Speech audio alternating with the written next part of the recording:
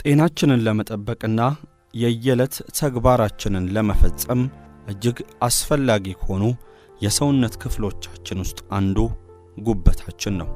ጉበታችን ምግብ ከተመገብን በኋላ ወደ ሰውነታችን የሚገባው ንጥረ ነገር ወደ ተለያዩ የሰውነታችን ክፍሎች እንዲያመራና ለሰውነታችን ጤናና መጎልበት ጠቀሜታ እንዲኖረው ከሚያደርጉ የሰውነታችን ክፍሎች ውስጥ አንዱ ነው። ሕፃናት እንዲያድጉ ከሚያደርጉ ሆርሞኖች ውስጥ በርካታዎቹም ግዴታ በጉበታችን ውስጥ ማለፍ ይኖርባቸዋል። ወደ ሰውነታችን የሚገቡ አላስፈላጊ ሆኑ መርዛማ ንጥረ ነገሮችም ተጣርተው ከሰውነታችን የሚወጡት በጉበታችን በኩል ነው። በአጠቃላይ ጉበታችንን እንደ ፖስታ ቤት ልንመለከተው እንችላለን። ከተለያዩ የሰውነታችን ክፍሎች የሚመጡ ንጥረ ነገሮች በጉበታችን ውስጥ ተጣርተውና ተስተካክለው ወደ ተለያዩ የሰውነታችን ክፍሎች እንዲበተኑ ይደረጋል። ጉበታችን ሲጎዳም የተለያዩ ምልክቶችን በሰውነታችን ላይ እናያለን።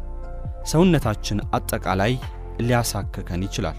መገጣጠሚያዎቻችን ላይ ህመም ይሰማናል። በተደጋጋሚም የማስታወክ አይነት ስሜት ሊሰማን ይችላል። ድካምም ሌላኛው ጉበታችን እንደተጎዳ የሚያሳየን ምልክት ነው። አይናችን አካባቢ ቢጫ የሚሆን ከሆነም ጉበታችን ተጎድቷል ማለት ነው። ታዲያ ጉበታችን ሳይጎዳና ለሰውነታችንም ጠቃሚ ሆኖ እንዲቀጥል ምን አይነት ምግቦችን መመገብ አለብን የሚለው ዛሬ የምንመለከተው ዋነኛ ጉዳያችን ነው። ለጉበታችን ጠቃሚ ከሆኑ የምግብ አይነቶች ውስጥ አንዱ ብሮኮሊ ነው። በብሮኮሊ ውስጥ ከፍተኛ ፋይበር ያለ መሆኑን ተከትሎ ጉበታችን እንዳይጎዳ ያደርጋል። ከብሮኮሊ ጎን ለጎን ግን ብራሰልስ ስፕራውትስ የሚባሉትን የአትክልት አይነቶችም መመገብ ይኖርብናል። እነዚህን ምግቦች በተደጋጋሚ የምንመገብ ከሆነ ጉበታችን እንዳይጎዳ ያደርጋሉ። በተለይም ደግሞ ጉበታችን አካባቢ እብጠት እየተፈጠረ ለተጨማሪ ኢንፌክሽኖች እንዳንጋለጥ የሚያደርጉት ብሮኮሊና ብራሰልስ ስፕራውት የተባሉት የአትክልት አይነቶች ናቸው። በተጨማሪም እነዚህን ምግቦች የምንመገብ ከሆነ ቡና፣ አልኮል ስንጠጣ በጉበታችን ላይ የሚደርሰውን ጉዳት እየቀነሰ እንዲሄድ ያደርጋሉ። እነዚህ አትክልቶች ለሰውነታችን በተለይም ደግሞ ለጉበታችን ጠቃሚ እንዲሆኑ ታዲያ ብዙም ማብሰል አይጠበቅብንም። በተለይም ብሮኮሊን በከፍተኛ ሁኔታ የምናበስለው ከሆነ ከውስጡ የምናገኘው ጥቅም የዛኑ ያክል እየቀነሰ ይሄዳል። ከብሮኮሊና ብራሰልስ ስፕራውትን ከመሳሰሉ አትክልቶች ጎን ለጎንም ጥቅል ጎመን ሌላኛው ለጉበታችን ጠቃሚ የሚባል የአትክልት አይነት ነው። ከላይ ካነሳናቸው አትክልቶች ወጣ ስንል ደግሞ የምናገኘው ነጭ ሽንኩርትን ነው። ነጭ ሽንኩርት በየትኛውም ሁኔታ ውስጥ ለጤናችን ጠቃሚ ከሚባሉ የቅመማ ቅመም አይነቶች ውስጥ አንዱ ነው።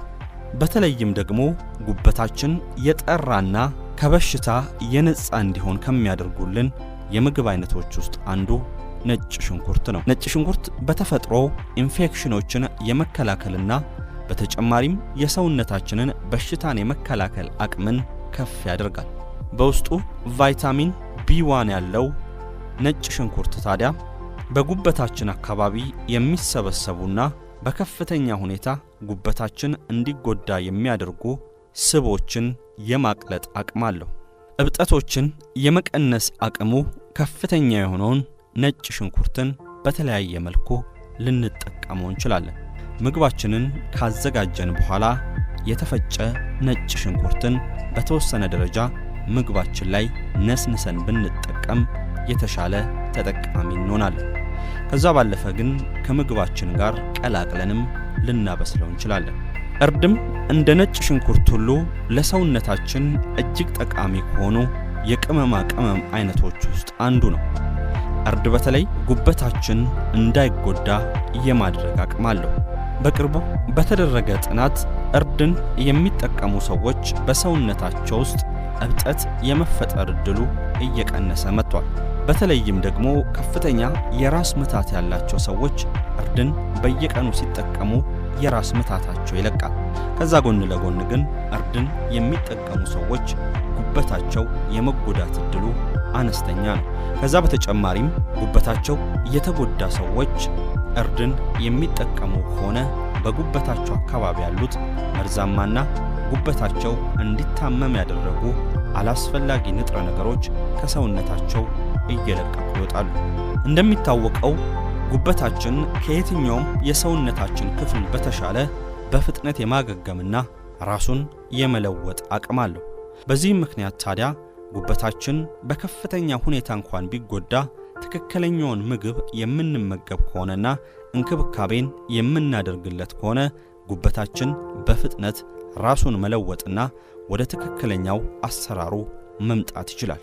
ታዲያ ወደ ትክክለኛው አሰራሩ እንዲመጣና ጤናማ እንዲሆን መመገብ ካሉብን የምግብ አይነቶች ውስጥ አንዱ እርድ ነው።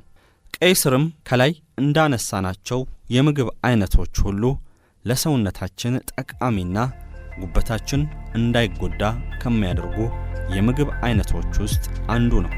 ቀይ ስርን በተለይ በጁስ መልኩ ፈጭተን የምንጠቀምበት ከሆነ በጉበታችን አካባቢ የሚፈጠሩ እብጠቶች እየቀነሱ ይሄዳሉ። አላስፈላጊ ኢንዛይሞችም ጉበታችንን እንዳያጠቁ ያደርጋል። ቀይ ስር ወደ ሰውነታችን ገብተው ሰውነታችንን የሚጎዱ የተለያዩ አይነት የብረት አይነቶችም በሰውነታችን ውስጥ ቆይታ እንዳይኖራቸውና ወዲያው ተጠራርገው እንዲወጡ ቀይ ስርን መጠጣት አለብን። በሀገራችን ውስጥ በቀላሉ ባይገኝም የማግኘት እድሉ ካለን ግን እንጉዳይን መጠቀምን በራሱ ጉበታችን እንዳይጎዳና የተሻለ የጉበት ጤና እንዲኖረን ያደርጋል። በርካታ ንጥረ ነገሮች ካሏቸውና ለሰውነታችን እጅግ አስፈላጊ ከሚባሉ የምግብ አይነቶች ውስጥ አንዱ የሆነው አቮካዶንም መጠቀም አለብን። አቮካዶን በትንሹ እንኳን በሳምንት 2 አሊያም ደግሞ 3 የምንመገበው ከሆነ በጉበታችን አካባቢ በፍጥነት ለውጦችን መመልከት እንጀምራለን። ጉበታችን ላይ ችግር ካለብን በተቻለን መጠን በየሱቁ የሚሸጡ የተለያዩ አይነት የዘይት አይነቶችን መጠቀም የለብንም። ከዛ ይልቅ ኦሊቭ ኦይሎችን የምንጠቀም ከሆነ ለጉበታችን ጤና የተሻለ ነገርን እያደረግን ነው ማለት ነው። ከላይ ካነሳናቸው የምግብ አይነቶች ጎን ለጎን ግን ስፖርታዊ እንቅስቃሴን ማድረግ፣ ውሃን በበቂ ሁኔታ መጠጣትና ሌሎችም ጤናማ የአኗኗር ዘዴዎችን መከተል ጉበታችን እንዳይጎዳ ያደርጋል።